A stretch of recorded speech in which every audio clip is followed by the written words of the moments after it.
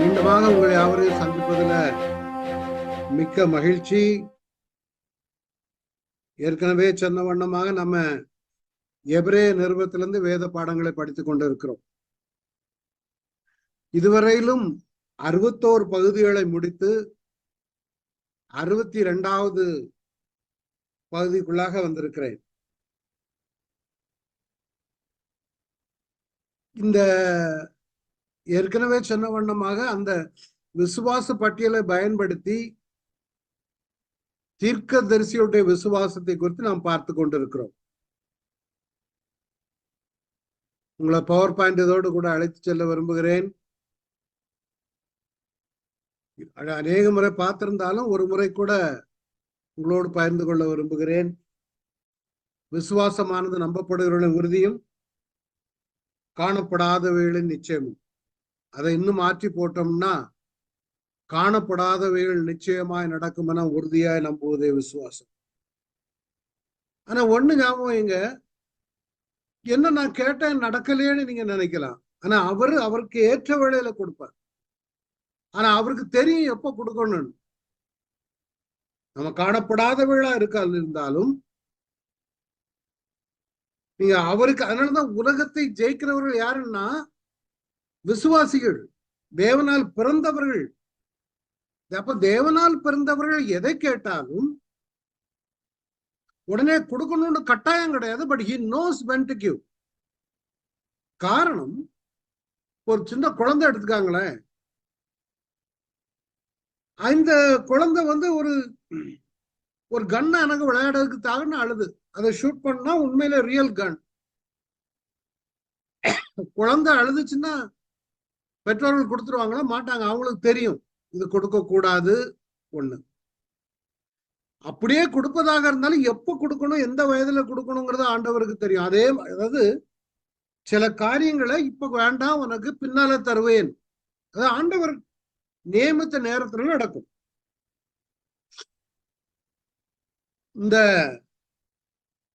இப்ப நாம பார்க்கிறது எபிரேயர் 11:32 வசனத்திலிருந்து பார்த்து கொண்டு இருக்கிறோம்.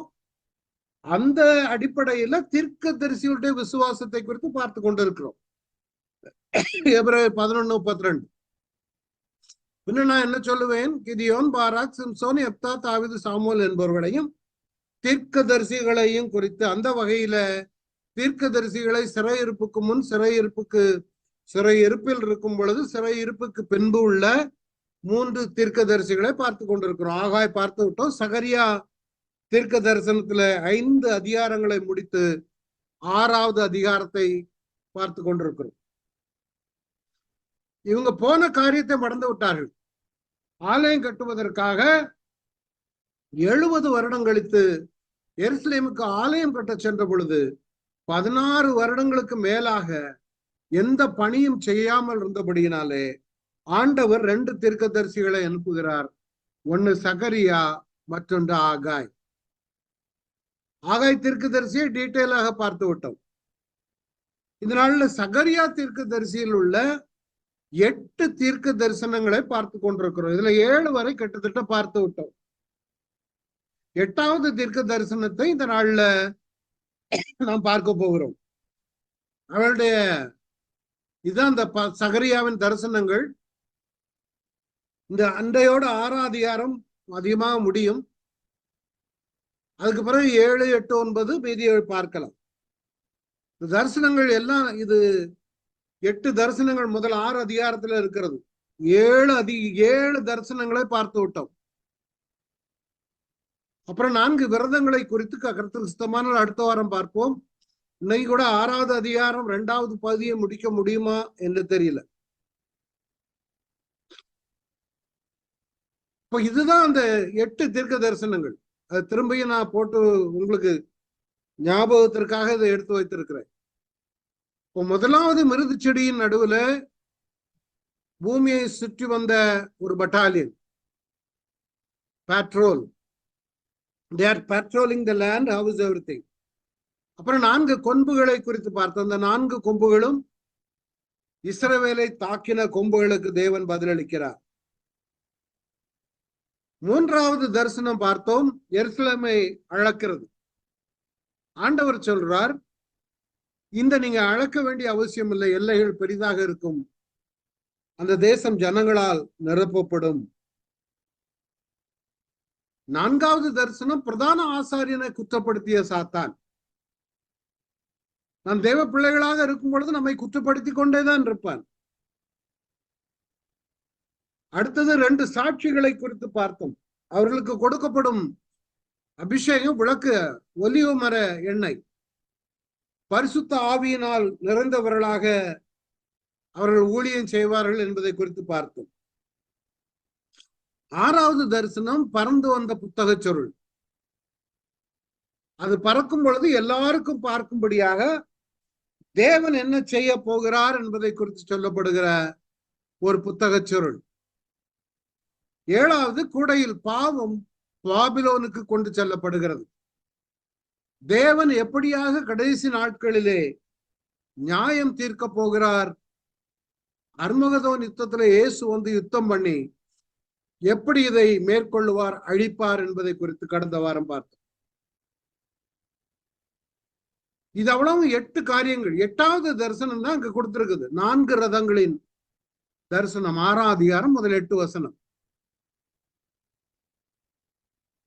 இதனை குறித்து நாம் வாசிக்கலாம். நான் திரும்பவும் என் கண்களை ஏறெடுத்து, சகரியா 6ஆம் அதிகாரம், இதோ 2 பர்வதங்களின் நடுவாக புறப்பட்டு வருகிற 4 ரதங்களை கண்டேன். நல்ல கவனிங்க. 2 பர்வதங்கள். அந்த பர்வதங்கள் வெண்கலத்தினால் செய்யப்பட்டவைகளாக இருந்தன. அநேக விளக்கங்கள் உண்டு. நமக்கு புரிந்த மட்டும் நான் எடுக்கிறேன். இந்த நாள் ஒவ்வொருத்தரும் பல விதமான விளக்கங்கள் உண்டு.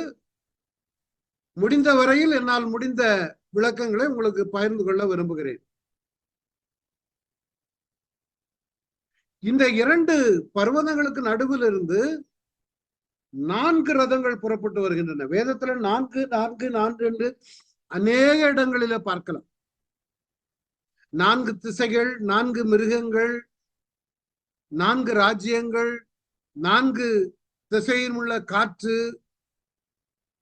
4 குதிரைகள், இப்படி அநேகம் உண்டு. இந்த 4 ரதங்களிலே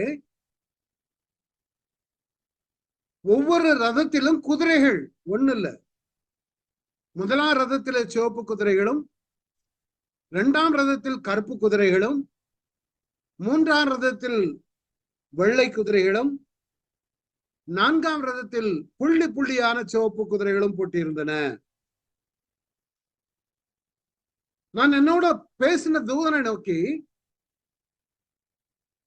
ஆண்டவனே இவைகள் என்னவென்று கேட்டேன். நல்ல கவனிங்க. இவைகள் சர்வலோகத்துக்கும் ஆண்டவராய் இருக்கிறவருடைய சமூகத்தில் நின்று புறப்படுகிற வானத்தினுடைய 4 ஆவிகள். ஆண்டவருடைய சமூகத்திலிருந்து வருகிற 4 ஆவிகள். அங்க தேவனுடைய பிரசன்னத்திலிருந்து வருகிற 4 ஆவிகள். இதெல்லாம் symbolically it's being represented here.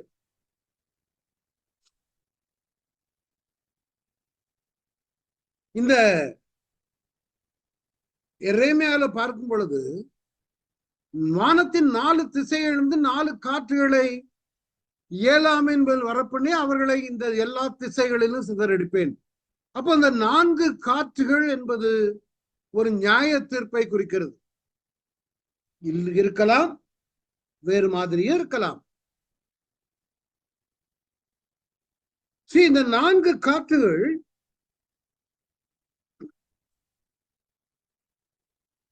அப்போ ஒன்றில் பூட்டப்பட்டிருந்த கருப்பு குதிரைகள் வடக்கு பக்கம் செல்லுகிறது. அதற்கு பின்பாக வெண்மையான குதிரை செல்லுகிறது. புள்ளி புள்ளியான குதிரை தென் தேசத்துக்கு போகிறது. ஆனா சிவப்பு குதிரையை பற்றி சொல்லப்படல. ஆனா 4 குதிரைகள் இருக்கிறது. நான் ஏற்கனவே சொன்னேன், 4 திசைகளிலிருந்து 4 காற்றுகள் நியாய தீர்ப்பு காற்றுகள். தேவன் 4 ஆவிகளை அனுப்பி நியாயம் தீர்க்க போகிறார். இது அந்த காலகட்டத்திற்கும் பொருந்தும், எனும் வரப்போகிற காலகட்டத்திற்கும் இவைகள் பொருந்தும். சிவப்பு குதிரைகளோ என்றால் புறப்பட்டு போவி பூமியிலே சுற்றி தெரியும்படி கேட்டுக்கொண்டன. சிவப்பு குதிரை சொல்ற, நீங்க எல்லா இடமும் சுத்தி பாருங்க. அப்படியே சுற்றி தெரிந்தன. பார், பின்பு அவர் என்னை கூப்பிட்டு பார், வட தேசத்திற்கு புறப்பட்டு போனவைகள். நல்ல கவனிங்க, வட தேசம்னு சொல்லும் பொழுது பாபிலோன். வட தேசத்திலே என் கோபத்தை சாந்தி பண்ணிட்டு என்று சொன்னார். பாபிலோனுக்கு விரோதமாக தேவன் நியாய தீர்ப்பு செய்து தேவனுக்கு சமாதானம் வந்தது. இந்த இவ்வளவுக்குள்ளதான் சம்பவம். 8 வசனம் தான். சிவப்பு குதிரை, கருப்பு குதிரை, வெள்ளை குதிரை, புள்ளியுள்ள குதிரை.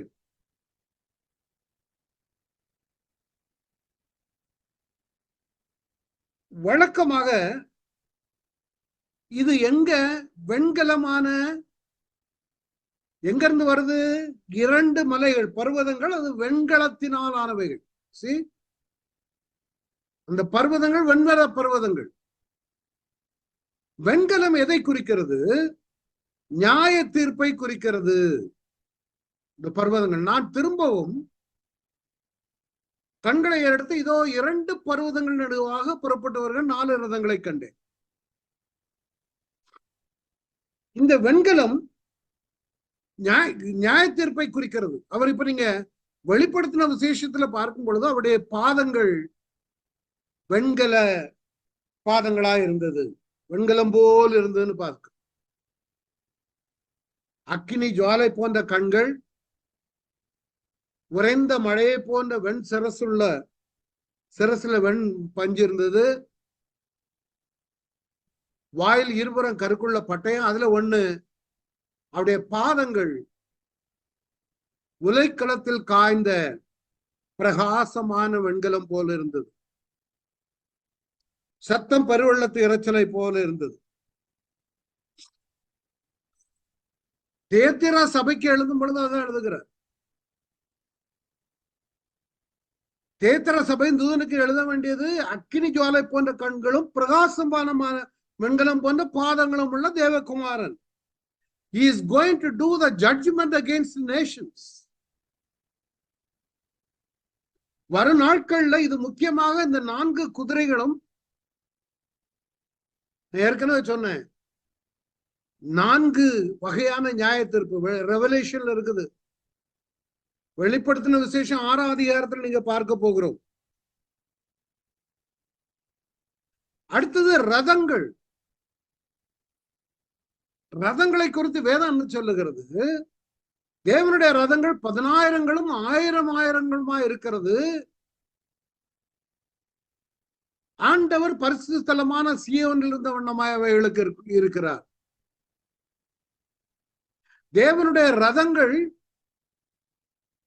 இது எங்க இருந்து புறப்படுது? தேவனுடைய சமூகத்திலிருந்து இருக்கிறது.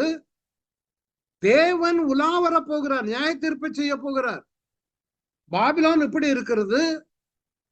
எகிப்து, தென் தேசம் எகிப்து இவர்களை பாதித்தது. வடதேசம் பாபிலோன், தென் தேசம் எகிப்து. முக்கியமா இந்த 2 நாடு. அதுக்கு முன்னால சிரியா, அசிரியா, அதெல்லாம் போச்சுது. இப்போ தேவன் நியாய தீர்ப்பு செய்ய போகிறார். வருங்காலத்தில் இது நடக்க போகிற ஒரு சம்பவம். இந்த குதிரைகளை அனுப்புகிறார். முதலாம் குதிரை சிவப்பு குதிரை, முதலாம் ரதத்துல. 2வது கருப்பு குதிரை, 3ஆம் ரதத்தில் வெள்ளை குதிரை, 4ஆம் ரதத்தில் புள்ளி புள்ளியான சிவப்பு குதிரைகள் பூட்டப்பட்டிருந்தன.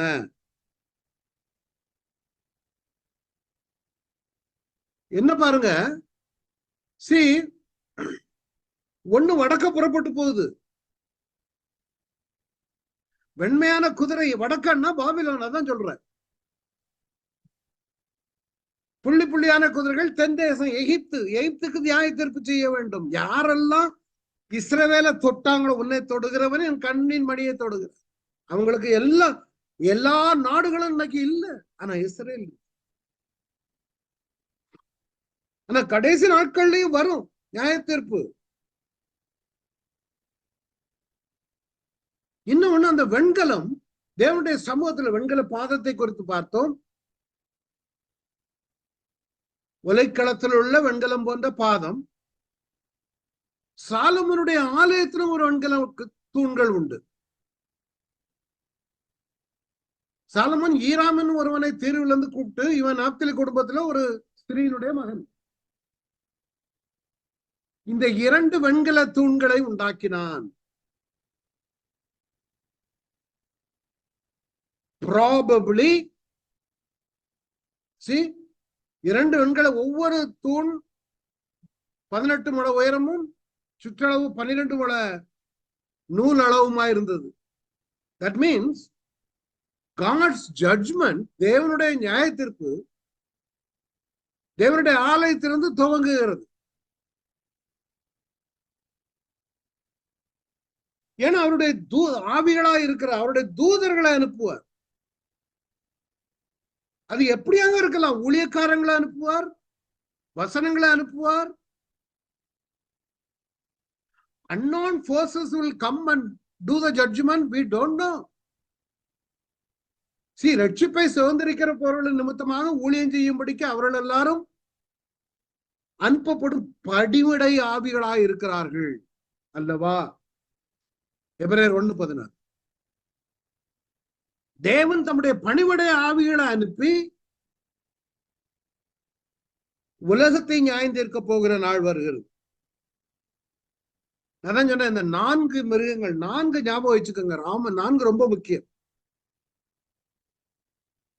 சகரியா ஆனாலும் சரி, தானியல் தீர்க்க தரிசனம் ஆனாலும் சரி, வெளிப்படுத்தின விசேஷம் ஆனாலும் சரி, இந்த 4 ரிப்பீட்டடா வருவதை பார்க்கலாம். இது வேற எந்த இன்டர்பிரேஷனுக்கும் வாய்ப்பு இல்லை. தேவனுடைய நியாய தீர்ப்பு நெருங்குகிறது. சகரியா 1 பார்த்தோம். நான் என் கண்களை ஏறெடுத்து பார்த்தப்போ இதோ 4 கொம்புகளை கண்டேன். இது 2வது தரிசனம். இந்த 4 கொம்புகள் என்ன? இஸ்ரவேலையும் எருசலேமையும் சிதறடித்த கொம்புகள். யூதாவையும் இஸ்ரவேலையும் எருசலேமையும். அப்ப அந்த 4 ராஜ்யங்களை குறித்து நம்ம பார்த்தோம். ப்ராபபிளி, திருப்பியும் சொல்றேன், 4 ராஜ்யங்களை குறிக்கலாம். அடுத்தது தானியேல் 2 ஒவ்வொரு பேரரசுகளும் வருகிறது. தானியேல் நேபுகாத் நேசர்ட்ட சொன்னான், அந்த பொன்னான தலை நீரே, உமக்கு பிறகு உமக்கு கீழ்த்தரமான வேறொரு ராஜ்யம் தோன்றும். மேதிய பெர்சிய ராஜ்யம், சில்வர். அப்புறம் வெண்கலமான 3ஆம் ராஜ்யம் ஒன்று எழும்பும், கிரேக்க ராஜ்யம். 4வது ராஜ்யம் இரும்பை போல உரமாய் இருக்கும். 4 ராஜ்யம் தான். அதான் ரோம ராஜ்யம். இரும்பு எல்லாவற்றையும் எப்படி நொறுக்கி சின்ன பின்னமாக்குகிறதோ அப்படியே இது நொறுக்கி போடுகிற இரும்பை போல அவைகளை எல்லாம் நொறுக்கி போடும். இங்க ஒரு 4. தானியேல் 7 போனீங்கன்னா 4 பெரிய மிருகங்கள். இது எல்லாமே we need to correlate with it. We need to know about it. 4 பெரிய மிருகங்கள் சமுத்திரம், மத்திய தரை கடல், மெடிட்டரேனியன் சீம்பாங்க, அங்கிருந்து வருது. எல்லாம் தானியேல், நம்ம தமிழ்ல இங்கிலீஷ் பைபிள் ஸ்டடி முடிஞ்சதும், தானியேல் இது முடிந்ததும் நான் தானியேல தான் தமிழ்ல எடுக்க போறேன். ஜெபம் பண்ணிக்காங்க. அப்ப ஒரு முந்தினது சிங்கத்தை போல இருந்தது, பின்பு 5ஆம் வசனம், கரடிக்கு ஒப்பாகிற வேறொரு 2ஆம் மிருகத்தை கண்டேன். நான் இப்ப டீட்டெயில் எடுக்க விரும்பல, 4 மிருகங்களுக்கு ரெஃபரன்ஸ் கொடுக்கிறேன். சிவிங்கியை போல வேறொரு மிருகத்தை கண்டேன். அதற்கு பின்பு ராத் தரிசனங்களில் 4ஆம் மிருகத்தை கண்டேன். அது கெடியும் பயங்கரமும் மகாபலத்ததுமாயிருக்கும். அதான் அந்தி கிறிஸ்துவுடைய நாட்கள்ல நடக்கிற சம்பவங்கள். அது முறிந்து போன பிற்பாடு இன்னொன்னு இருக்குது. இந்த கெடியும் பயங்கரமானது அதுல அந்தி கிறிஸ்துவுக்கு முன்னடையாளமானவன் அலெக்சாண்டர் த கிரேட்டுக்கு பிறகு பின்னும் ஒரு 4 பேரரசுகள் வரும், 4 கொம்ப காட்டுவாங்க தானியேல் 8ஆம் அதிகாரத்துல. அது முறிந்து போன பின்பு அதற்கு 4 கொம்புகள் எழும்பினது. இது தானியேல் 11ஆம் அதிகாரத்துல போனா தெரியும். அந்த ஜாதியில 4 ராஜ்யங்கள் எழும்பும். 11ஆம் அதிகாரம் எல்லாம் உங்களுக்கு ரொம்ப கன்ஃபியூஷனா இருக்கும் படிக்கும்போது. அப்ப 4 4 4 வந்து கொண்டிருக்கிறது. இது தானியேல். நாம இனி அடுத்தால பார்க்க போகிறது வெளிப்படுத்தின விசேஷத்துல காணக்கூடிய 4 மிருகங்கள், 4 குதிரைகள். இந்த 4ம் இதுவும் நியாய தீர்ப்பு செய்ய போகிற குதிரைகள். இவன் ரொம்ப முக்கியமானதெல்லாம் ஞாபகம் வச்சுக்காங்க. ரொம்ப உங்களுக்கு கிடைக்காது இந்த டீடைல்ஸ்.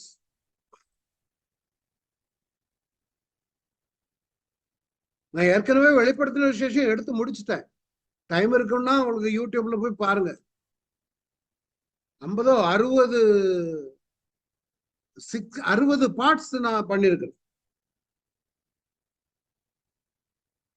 இந்த 4 குதிரைகள் எப்போ வருவதுன்னா, இப்ப நம்ம கிருபையின் காலத்துல இருந்து கொண்டிருக்கோம், சபையின் காலத்துல. எனது வெளிப்படுத்தின விசேஷம் ஒரு பிரீஃப், ஒரு இன்ட்ரோடக்ஷன் கொடுத்துட்டு நாம உள்ளுக்கு போலாம். வெளிப்படுத்தின விசேஷம் 4ஆம் அதிகாரத்துல இங்க ஏறி வா, யோவான்ட சொல்றார் ஆண்டவர், இவைகளுக்கு பின்பு சம்பவிக்க வேண்டியவைகளை உனக்கு காண்பிப்பேன் என்று விளங்கும்.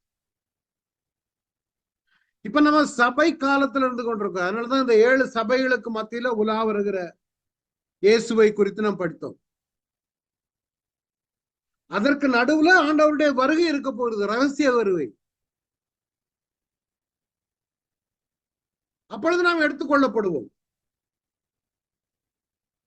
ஒரு தம்பி என்கிட்ட கேட்டுக்கிட்டு இருந்தாங்க கடந்த வாரத்துல, எப்படி அங்கிள் அது சாத்தியமா, நீங்க நம்புறீங்களா? அப்ப நான் அவங்ககிட்ட சொன்னது, ஆமா தம்பி, நடக்கும் கட்டாயம்.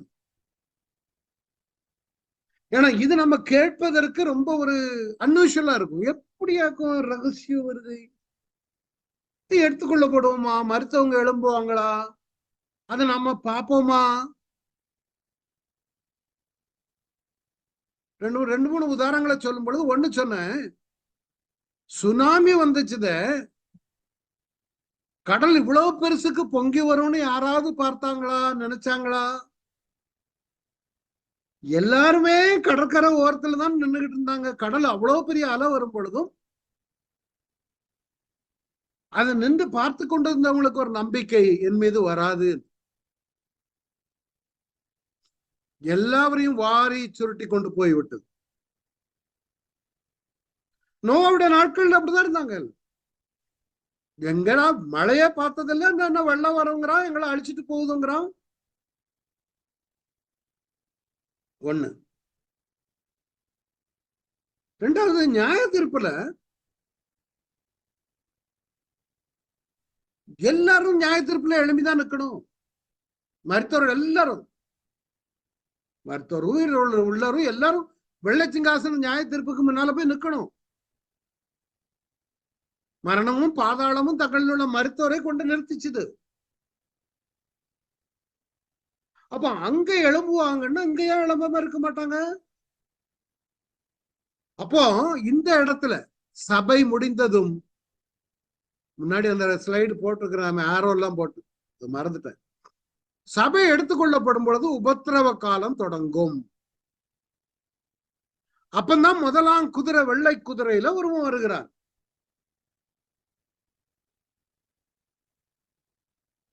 இந்த 7 வருடங்களிலே முதல் 3 வருடம் உபத்திரவ காலம்,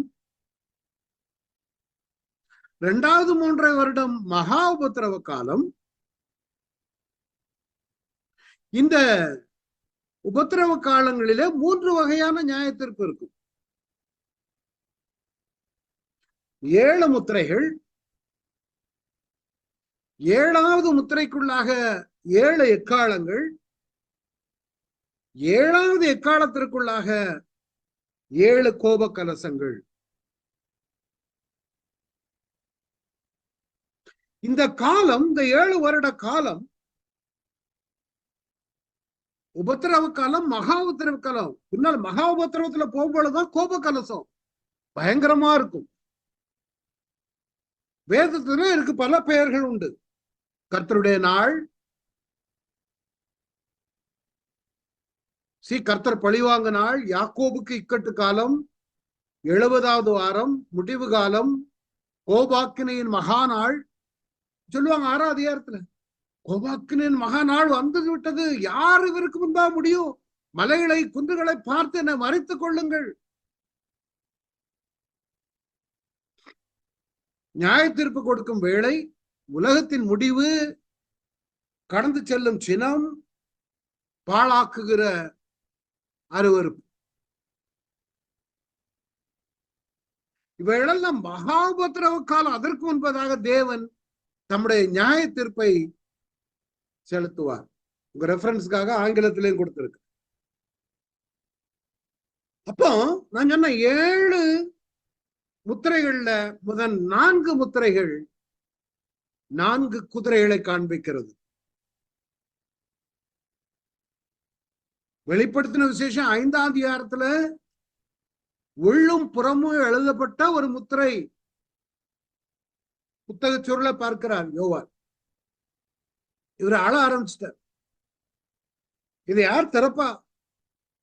அப்பதான் தூதன் சொன்னான், தாவீதின் யூதா கோத்திரத்து திங்கமும் தாவீதின் வேறுமானவர் இந்த முத்திரையை உடைக்கவும் புத்தகத்தை திறக்கவும் ஜெயம் பெற்றிருக்கிறார். அவர் தான் வந்து நியாய தீர்ப்பை செலுத்த போகிறார். அந்த நாட்கள்ல 4 குதிரைகள் கடந்து வரும். ஏன்னா இயேசுவை ஏற்றுக்கொண்டவர்கள் எடுத்துக்கொள்ளப்பட்டு விட்டார்கள். மீதி இருப்பவர்கள் மீது நடக்க போகிற சம்பவங்கள், நியாய தீர்ப்பு. அங்கேயும் 4 குதிரைகள் புறப்பட்டு வருகிறது.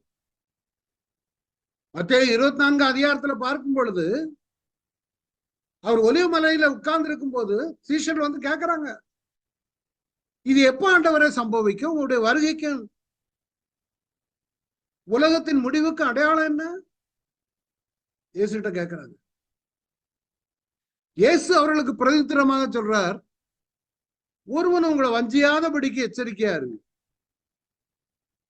ஏனெனில் அநேகர் வந்து நாமத்தை தரித்துக் கொண்டு நானே என் கிறிஸ்து என்று சொல்லி அநேகரை வஞ்சிப்பார்கள். இது ஆண்டவர் சொன்னது. இன்னைக்கு நம்ம கடைசி நாட்கள்ல உட்கார்ந்து கொண்டிருக்கிறோம். 6ஆம் அதிகாரத்துல என்ன சொல்றது? ஆட்டுக்குட்டியானவர் முத்திரைகள் ஒன்றை உடைக்க கண்டு, முதல் முத்திரை அவருக்கு தான் அந்த அதிகாரம் உண்டு. அப்பொழுது 4 ஜீவன்களில் ஒன்று, இந்த 4 ஜீவன்கள் வெளிப்படுத்தின விசேஷம் 4வது அதிகாரத்தில் இருக்கிறது. காண்பித்தார் கொஞ்சம்.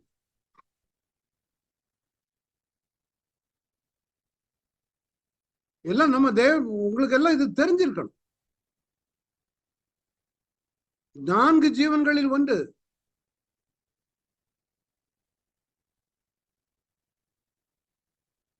அந்த சிங்காசனத்தோட 24 சிங்காசனங்கள் இருந்தன. இது 24 மூப்பர்கள். அதுக்கு முன்னால பளிங்கு கோப்பான கண்ணாடி கடல். இங்க பாருங்க, முதலாம் ஜீவன் சிங்கத்திற்கு ஒப்பாகவும், 2ஆம் ஜீவன் காளைக்கு ஒப்பாகவும், 3ஆம் ஜீவன் மனுஷமும் உள்ளதாக 4ஆம் ஜீவன் பறக்கிற கழுகு கூப்பாவும் இருந்தன. 4 ஜீவன்கள்ல ஒன்றுதான் அவர்கிட்ட சொல்றது.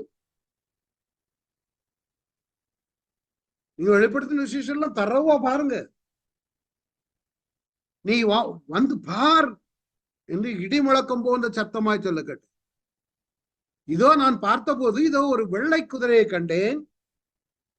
அதில் மேல் ஏறி இருக்கிறவன் வில்லை பிடித்திருந்தான். அவனுக்கு ஒரு கிரீடம் கொடுக்கப்பட்டது. வெளிப்படுத்தின விசேஷம் 19ஆம் அதிகாரத்துல ஒரு வெள்ளை குதிரை உண்டு. அங்க கிரீடம் கொடுக்கப்படாது. அவருக்கு கிரீடம் இருந்தது, இவனுக்கு கிரீடம் கொடுக்கப்பட்டது.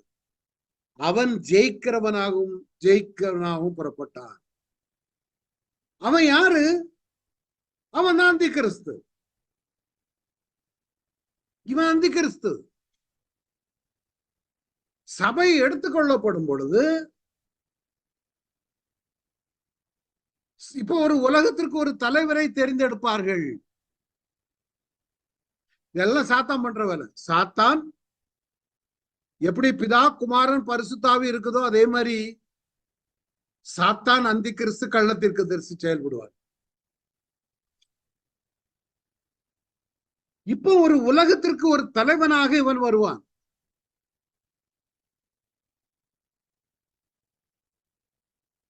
இவன் வந்து நியாய தீர்ப்பை செலுத்த போறான். இவன் வந்து பூமியில தேவன் நியாய தீர்ப்பை இவன் மூலமாக செய்ய போகிறார் கீழ்ப்படியாத ஜனங்கள் மீது. பொதுவா தேவன் நியாய தீர்ப்பு சொல்லும் பொழுது 4 காரியம் உண்டு: பஞ்சம், பட்டயம், கொள்ளை நோய், துஷ்ட மிருகம். எப்படி அந்த கடைசி நாட்கள். இதனாலதான் நம்ம தானியேல் படிச்சு, தானியேல் 7ஆம் அதிகாரம் 8ஆம் அதிகாரம் எல்லாம் படிக்கும் பொழுது இவன் எப்போ வருவான், எந்தெந்த ராஜ்யங்கள் எல்லாம் போய் இவன் எப்போ வருவான் என்கிற டீட்டெயில் எல்லாம் பின்னால வரும். ஆனா அந்த 4 மிருகங்கள் இதுல ஒண்ணு, சிகப்பு வெள்ளை குதிரை அங்க இருக்குது. நான் சொன்னேன் 4 விதமான நியாயத்திற்கு: பஞ்சம், பட்டயம், கொள்ளை நோய்.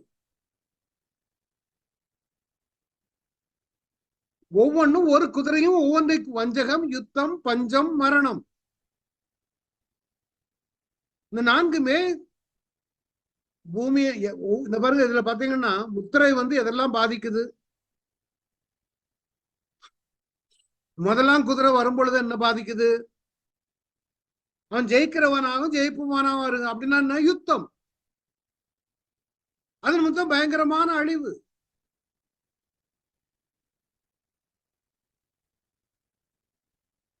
முதல்ல அவன் ஜெயிக்கிறவனா ஜெயிப்பான், அப்புறம் யுத்தம். அந்த சோப்பு குதிரையில வரக்கூடியவன் அதை பார்க்கலாம் அடுத்த. அது மாதிரி எக்கால நியாயத்திற்பு பூமி மேல, கடல்ல, நீர்நிலை மேல, உலகத்திற்கு மேல வெட்டுக்கிளிகள், குதிரை சேனை, கோபக்கலசங்கள், ஆகாயம், நதி எல்லாமே பாதிக்கப்படும், செத்து மிதக்கும். அப்போ முதலாம் முத்திரை வெள்ளை குதிரையில ஒருவன் இருக்கிறான். அவன் ஜெயிக்கிறவனாகவும் ஜெயிப்பவனாகவும் புறப்பட்டு வந்தான். அவன் தான் வந்து ஒரு வருடம் ஒரு இஸ்ரேல் ஜனங்களோடு கூட ஒரு உடன்படிக்கை செய்வான். முதல் குதிரை ஜனங்களுக்கு இப்பவும் கூட எருசலேம்ல ஆலயத்தை கட்டி கொடுத்ததுதான் காத்து. சபை எடுத்துக்கொள்ளப்பட்ட பிற்பாடு உபத்திரவம் தொடங்கும் போது இவன் ஒரு உடன்படிக்கை பண்ணி பாதி என்ன பாருங்க, அவர் ஒரு வாரம் அளவும் தானியேல்ல உள்ளது அநேகருக்கு உடன்படிக்கையை உறுதிப்படுத்தி அந்த வாரம் பாதி சென்ற போது பலியையும் காணிக்கை ஒளிய பண்ணி அருவருப்பான செட்டைகளோட பாழாக்குகிறவன் வந்து இறங்குவான். நிர்ணயிக்கப்பட்டிருக்கிற நிர்மூலம் பாழாக்குறவன் மேல் தீரும் மட்டும் சொல்லியும். அதுதான் இது பண்ற உடன்படிக்கை இவர்களுக்கு. நான் உனக்கு ஆலயத்தை கட்டி தரேன், ஒரு வாரம் தெரியும் பொழுது அவன் சொல்லிடுவான், நான் தான் தேவன் அப்படின்னு ஆலயத்துல வைக்க. அப்பந்தான் இஸ்ரவேல் ஜனங்கள் தாங்கள் குத்தினவரை நோக்கி பார்ப்பார்.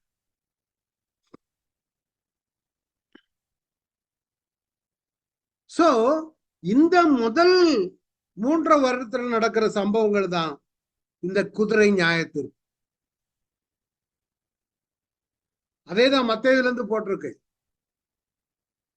2ஆம் முத்திரையை உடைத்த போது 2ஆம் ஜீவனானது நீ வந்து பாரு என்று சொல்ல கேட்டு. இப்ப சோப்பான உள்ள குதிரை, சோப்பான குதிரை, அதுல மேல ஏறி இருந்தவனுக்கு பூமியில் உள்ளவர்கள் ஒருவரை ஒருவர் கொலை செய்யத்தக்கதாக சமாதானத்தை பூமியிலிருந்து எடுத்து போடும்படியான அதிகாரம் யாருக்கு? அந்த சிவப்பு குதிரையில இருக்கிறவன் பூமியில் உள்ள சமாதானத்தை எடுத்து போட்டுருவான். அதனாலதான் பூமியில யுத்தங்கள் இன்னைக்கு நடக்குது பாருங்க. இதெல்லாம் ஒண்ணு இல்லை. பூமியில உள்ள சமாதானம் எடுக்கப்பட்டுச்சுன்னா ஒருத்தனுக்கு ஒருத்தன் வெட்டி சாத்தி. இன்னைக்கு பாருங்களேன், உக்ரைனுக்கு ரஷ்யாவானாலும் சரி, ஹமாஸுக்கு இஸ்ரேவேலுக்கு ஆனாலும் சரி. ஆனா எப்படி உத்தரவு காலம் துவங்கும் போது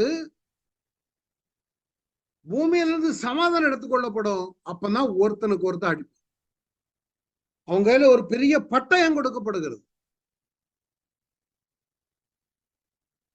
முதல்ல வந்தவன் ஜெயிக்கிறவனாகவும் ஜெயிப்பவனாகவும் வந்தான்.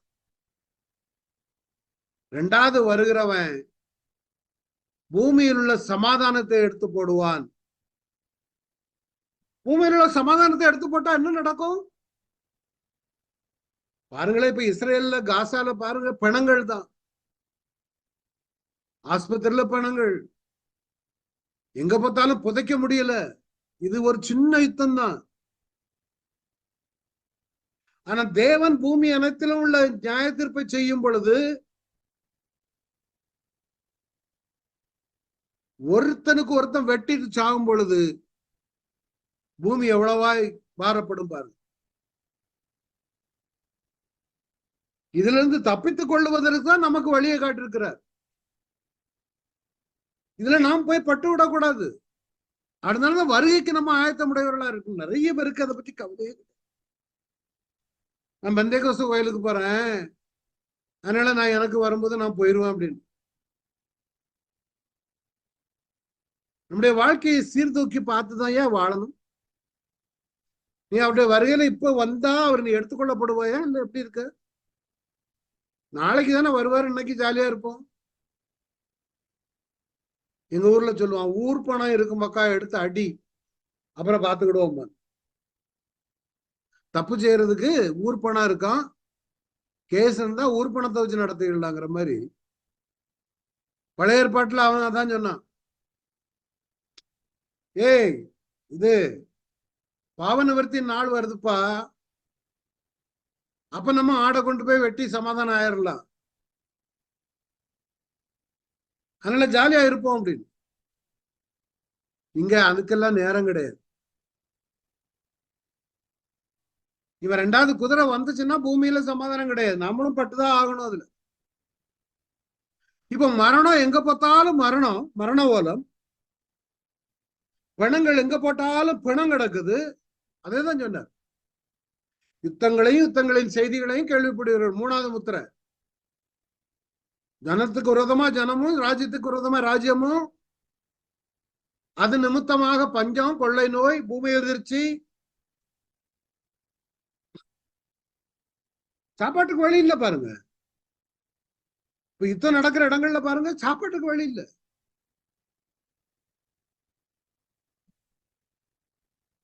கொள்ளை நோய் ஏன் வருது? பிணங்கள் அங்கேயும் கிடக்கும்.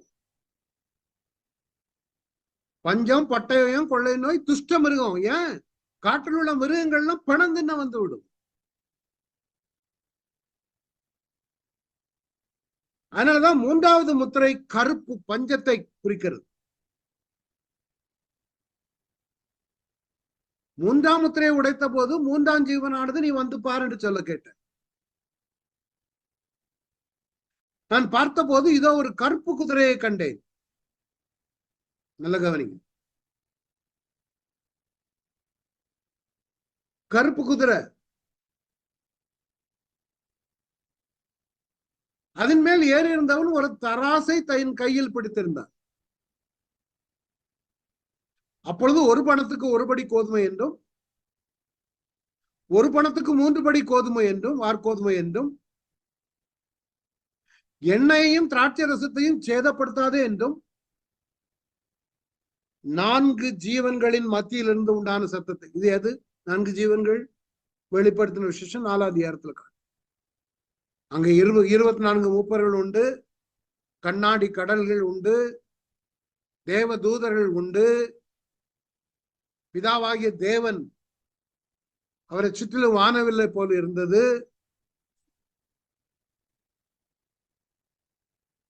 ஒரு பணத்துக்கு அது என்னன்னா, அன்னைக்கு இந்த பஞ்சம் பட்டயம் இதெல்லாம் வரும் பொழுது, பஞ்சம் வரும் பொழுது ஒரு மனிதனுடைய வருமானம் ஒரு ஆளுக்கு தான் உதவும், சாப்பிட முடியும், குடும்பத்துக்கு இல்ல. இன்னைக்கு நம்ம வாங்குற சம்பளம் வந்து நம்ம ஃபுல் குடும்பத்துக்கும் கவர் பண்ணலாம், புரியுதுங்களா? நாம வாங்கக்கூடிய சம்பளம் முழு குடும்பத்திற்கும் நமக்கு இன்றைக்கு முடியும்.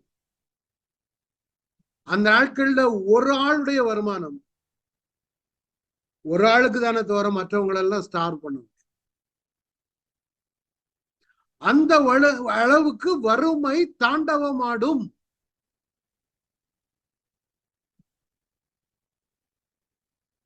பஞ்சம்னா அவ்வளவு பயங்கரமா இருக்கும். ஏன்னா விவசாயம் இருக்காது, விளை நிலங்கள் எல்லாம் பாழாகி விடும். ஏன்னா நீங்க பின்னால எக்கால நியாய தீர்ப்பு வரும் பொழுது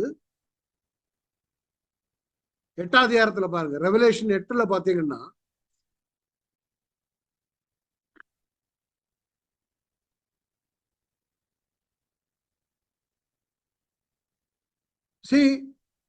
பின்பு தேவனுக்கு முன்பாக இருக்கிற 7 தூதர்களை கண்டேன், 7 எக்காலங்கள் கொடுக்கப்பட்டது.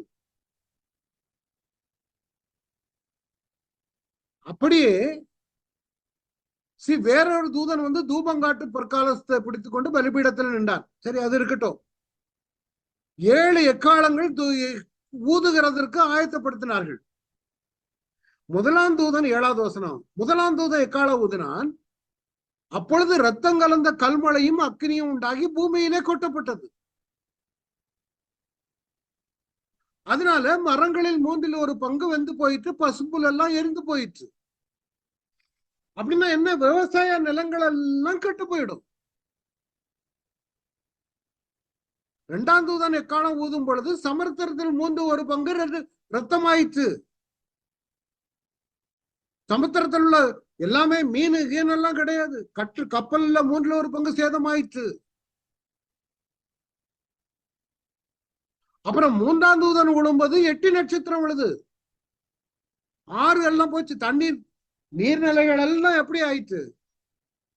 ரத்தம், குடிக்க தண்ணீர் கிடையாது. 8 நட்சத்திரம். 11ஆம் வசனத்துல அந்த நட்சத்திரத்துக்கு 8 என்று பெயர். அதனால் தண்ணீரில் 1/3 பங்கு 8 போல கசப்பாயிற்று. இப்படி கசப்பான தண்ணீரினால் மனுஷர்கள் அநேகர் செத்தார்கள். இப்போ வானமண்டலத்துல பாருங்க, 4ஆம் தூதன் எக்கால ஊதினான். சூரியன்ல 1/3 பங்கு, சந்திரனில் 1/3 பங்கு, நட்சத்திரங்களில் 1/3 பங்கு சேதப்பட்டது. இதெல்லாம் நம்ம கோர்வையா பார்த்தாதான் ஐயா வரப்போகிற நியாய தீர்ப்பு அப்படின்னு தெரியும். நம்ம எல்லாரும் அங்கங்கே ஒவ்வொரு அதிகாரமா படிச்சுக்கிட்டு ஏதோ கதை படிக்கிற மாதிரி உட்கார்ந்துட்டு இருக்கோம். 13ஆம் வசனம், பின்பு ஒரு தூதன் வானத்தின் மத்தியிலே பறந்தவரை கண்டேன். அவன் மகா சத்தமிட்டு, இனி எக்காலம் ஊதப்போகிற மற்ற 3 தூதருடைய எக்கால சத்தங்களினால் பூமியில் குடியிருக்கிறவர்களுக்கு ஐயோ ஐயோ ஐயோ, ஆபத்து வரும் என்று சொல்லுங்க. இப்ப புரியுதா இந்த பஞ்சம், கருப்பு குதிரை எப்படி வருகிறதுன்னு? நீர்நிலைகள் பாதிக்கப்படுகிறது, பயிரினங்கள் பாதிக்கப்படுகிறது, வான மண்டலங்கள் பாதிக்கப்படுகிறது. வருகிற ஆபத்து ஐயோ ஐயோ ஐயோ. அடுத்தது 4வது குதிரைக்குள்ளாக வரும். இதே கதை தான். 4ஆம் முத்திரையை உடைத்த போது 4ஆம் ஜீவன் சொல்லுது. அதெல்லாம் அந்த டீட்டெயிலுக்குள்ள போக விரும்பல. நீ வந்து பார் என்று சொல்லும் சத்தத்தை கேட்டேன். இப்போது இதோ மங்கின நிறமுள்ள ஒரு குதிரை. அங்க வந்து புள்ளி போட்ட குதிரை எக்ஸாக்ட்லி இருக்கணும்னு அவசியம். இப்போ அந்த மங்கின நிறமுள்ள குதிரை முதல் குதிரை ஜெயிக்கிறவனா ஜெயிப்பவனா? அந்தி கிறிஸ்துவனுடைய ஆட்சி நாட்கள்ல பூமியில் உள்ள சமாதானம் எடுத்துக்கொள்ளப்படும், பஞ்சமும் பட்டயமும் வந்துடும், கொள்ளை நோய்கள்லாம் வந்துடும், துஷ்டமிருகம் வந்துடும். அதே நேரத்துல இந்த மங்கின நிறமுள்ள குதிரை ஒருத்தன் ஏறி இருக்கான், அவன் பேர் மரணம். பா, மரணம் வாயை திறந்துகிட்டே இருக்கு. பா, நீ வா, நீ வா. யாரு? இயேசுவை ஏற்றுக்கொள்ளாதவர்கள், அந்தி கிறிஸ்துவனுடைய முத்திரையை தெரித்தவர்கள், அவிசுவாசிகள். இதெல்லாம் நமக்கு ஆண்டவர் எழுதி கொடுத்திருக்காருன்னா எச்சரிக்கையாக. நீ அதுல போய் மாட்டிக்கிடாத. இன்றைக்கு எவனுடைய வாழ்க்கையில இயேசு இல்லையோ, இந்த மரணம் என்ற குதிரை வாயை திறந்துகிட்டு தான் இருக்குது. எப்பண்டா நீ சாகுவே, நான் உன்னை பாதாளத்துக்கு கொண்டு. பாதாளம் அவன் பின் சென்றது. முன்னால குதிரை போகுது, பின்னால பாதாளம் உட்கார்ந்து இருக்கு, வாயை திறந்துட்டு. முன்னால ஒரு சாக்குன்னு வைங்களா, அதான் பாதாளம். குதிரையில உட்கார்ந்து இருக்கோம், பேரு மரணம். பட்டயத்தினாலும் பஞ்சத்தினாலும் சாவினாலும் பூமியின் துஷ்ட மிருகங்களாலும் பூமியின் கார்பங்கில் உள்ளவர்களை கொலை செய்யும்படியான அதிகாரம் அவளுக்கு கொடுக்கப்பட்டது. இவன் என்ன பண்ணுவான்? இயேசு இல்லாதவர்கள் எல்லாம் இன்னைக்கு நடக்கிறது தான். இயேசு இல்லாமல் மரிப்பாயானால் மரணமும் பாதாளமும் ஹாப்பியா வாய் திறக்கும். மரணம் கூப்பிடும், வந்துட்டான் தூக்கி உள்ளுக்கு போடும். நம்மள யாரும் இல்லப்பா, எல்லாரும் ரட்சிக்கப்பட்டவங்கன்னு நான் முழு மனதோடு விசுவாசிக்கிறேன். உங்களுடைய வாழ்க்கையில இயேசு இல்லையானால் முடிவுதான், அதை மாற்ற முடியாதது. பாதாளம் எப்பண்டா அவனுக்கு குஷியா இருக்கும். புழுக்களே பாதாளத்துல உங்களுக்கு போர்வை. உங்க போர்வை புழுக்களால செய்யப்பட்டிருக்கும். அரிச்சி நாசப்படுத்து. பயமுறுத்த சொல்லல, எச்சரிப்போடு கொடுக்கப்படுகிற செய்திகளை வேண்டும். தேவன் அனுப்ப போற நியாய தீர்ப்பு அந்தி கிறிஸ்துவின் நாட்கள். அப்ப அந்த 4 மிருகங்களும் எப்போதும் இருக்கலாம். அன்னைக்கு இருக்கலாம் பாபிலோனுக்கு, எகிப்துக்கு விரோதமாக, ஜனங்களுக்கு விரோதமாக. இரண்டாவது இதேதான் 4 ராஜ்யங்களை குறித்து பார்த்தோம் இல்லையா? தலை பொன்னாகிய தலைநீரே, இதை எதுக்கு கொண்டு வந்திருக்கேன்னா, இவைகளெல்லாம் சொன்னபடியாக தீர்க்க தரிசனம் நிறைவேறிட்டு. ஆனா அந்த புதிய வானம் புதிய பூமி வரப்போகிற ஒண்ணு. 4 ராஜ்யங்கள் வந்து விட்டது என்றால் 5வது நிறைவேறித்தான் தீர வேண்டும். தப்பிக்க முடியாது யாரா இருந்துச்சு. வேதத்துல 4 காற்றுகள், 4 தூதர்கள், 4 மிருகங்கள் இல்லையா? வெளிப்படுத்தின விஷயத்துல 4 மிருகங்களை எது? அவருடைய சமூகத்தில் இருக்கிற 4 மிருகங்களை பார்க்கிறோம். எசேக்கியேல்ல இருக்கிறது 4. 7ஆம் அதிகாரத்துல வெளிப்படுத்தின விஷயம் 7ஆம் அதிகாரத்துல பார்க்கும் பொழுது இது 4 கொம்புகள். 4 கொம்புகளை குறித்து நம்ம ஏற்கனவே பார்த்தோம். அதே மாதிரி 1ஆம் அதிகாரத்துல 4 மிருகங்கள். அவருக்கு பின்னாலே சிவப்பும் மங்கின நிறமும் வெண்மையுமான குதிரைகள் இருந்தன. குதிரைகளை குறித்து பார்க்கிறோம். இங்கே 4 திசைகளிலும் உள்ள காற்று. இது எதை குறிக்குதுன்னா, வெளிப்படுத்தின விஷயம் 7ஆம் அதிகாரத்துல, 6ஆம் அதிகாரத்துல நியாய தீர்ப்பு. 6ஆம் அதிகாரத்துல முதல் 4 குதிரைகள் 5ஆம் முத்திரையை உடைத்த பொழுது வலுவேடத்தின் கீழ் ஆத்துமாக்கள், 6வது முத்திரையை உடைத்த பொழுது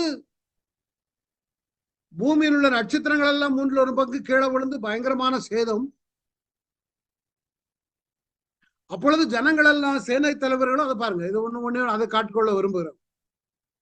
வெளிப்படுத்தின விசேஷம் 6ஆம் அதிகாரத்துல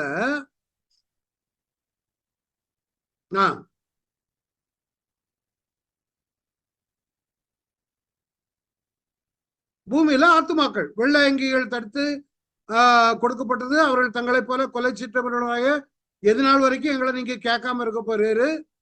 6ஆம் பாருங்க, 6ஆம் முத்திரை உடைக்க கண்டன். இது பூமி அதிர்ந்து சூரியன் கருக்கு கம்பளியை போல கருத்தது, ரத்தம் சந்திரன் ரத்தம் போல ஆயிற்று.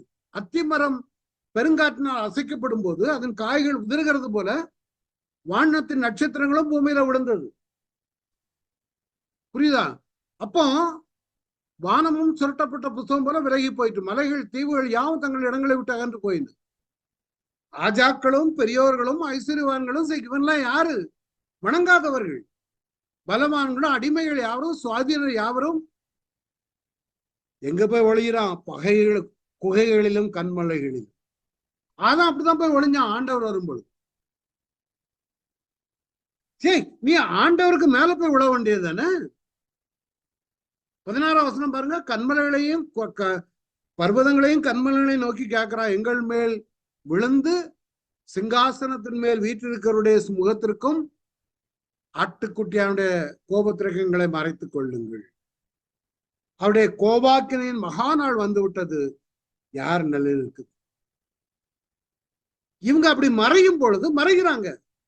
தேவனற்றவன் இப்படிதான் கல்லையும் மண்ணையும் பார்த்து அதுகிட்ட போய் வெளியே பார்ப்போம். அப்புறம் 7ஆம் அதிகாரத்துலதான் கொஞ்ச நேரம் 1,44,000 பேரை முத்திர போடுறதற்காக 4 திசையில் உள்ள காற்றுகள் நிறுத்தப்படுகிறது. அதாவது பூமியின் 4 திசைகளும் 4 தூதர்கள் என்று பூமியின் மேலாவது சமுத்திரத்தின் மேலாவது ஒரு மரத்தின் மேலாவது காற்று அடியாதபடிக்கு பூமியின் 4 காற்றுகளையும் பிடிச்சிருக்காங்க. எதுக்கு? in order to seal 144,000 Jewish people. ஜீவனுள்ள தேவனுடைய முத்திரை கோலை உடைய வேறொரு தூதன் சூரியன் உதிக்கும் திசையிலிருந்து ஏறி வந்து அவன் பூமியை சமுத்திரத்தை சேதப்படுத்துவதற்கு அதிகாரம் பெற்ற அந்த 4 தூதரையும் நோக்கி, நாம் தேவனுடைய ஊழியக்காரனின் நெற்றிகளிலே முத்திரை போட்டு தீரும் அளவும் பூமியையும் சமுத்திரத்தையும் மரங்களையும் சேதப்படுத்தாதிருங்கள். அதுதாங்க வாசிக்கிறோம் சகரியாவில், இந்த புறப்பட்டு சென்ற குதிரைகள்.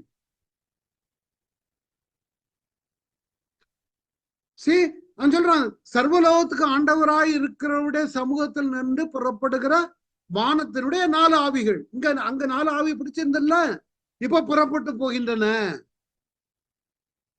கருப்பு குதிரைகள் வடக்கு, வெண்மை குதிரைகள் பின்னால போச்சு, புள்ளி புள்ளி தென் தேசத்துக்கு போச்சு, சிவப்பு குதிரைகள் பூமி எல்லாம் போச்சுது. அவைகள் பூமியில் சுற்றித் திரியுங்கள் என்றார். அப்படியே பூமியில் சுற்றி தெரிந்தன. இவைகள் எதை குறிக்கிறதுனா தேவன் கொண்டு வருகிற நியாய தீர்ப்பை குறிக்கிறது. ஒரு நாள் மறந்து போகுது. நம்மை எச்சரிக்கிற தேவன் அவர். எப்ப வரும்னு தெரியாது, எப்ப அவருடைய வருகை இருக்கும் என்று தெரியாது. அதனாலதான் எப்பன்னு சொல்லல அவரு. அப்படி சொல்லியிருந்தா நம்ம எல்லாம் ரெடியா இருப்போம் வீடியோ கேமரா வச்சு.